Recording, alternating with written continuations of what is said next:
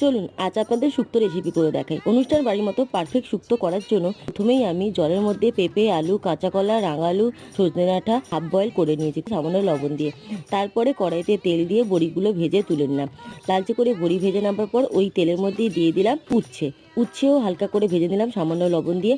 তারপরেই অবশিষ্ট তেলে 5 ফোড়ন, শুকনো লঙ্কা আর তেজপাতা ফোড়ন দেওয়ার পর দিয়ে দিলাম কাঁচা কলা, বেগুন আর শিম।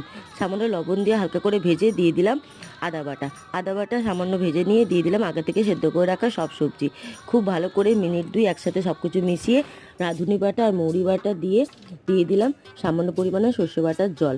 খুব ভালো করে সব কিছু মিশিয়ে দিয়ে দিলাম আগে থেকে ভেজে রাখা বড়ি, উচ্ছে আর সামান্য দুধ। তারপরে ফুটে এলে নামানোর আগে দিয়ে দিচ্ছি সামান্য পরিমাণে চিনি, প্রয়োজন মতো লবণ আর দিয়ে দেবো ঘি। এরপর সবকিছু একসাথে খুব ভালো করে মিশিয়ে ঘাঁটা করে নামিয়ে নেবো। একদম পারফেক্ট তৈরি অনুষ্ঠান বাড়ির শুক্তো। ভালো লাগলে লাইক করে আমার পাশে থাকবেন। Thank you.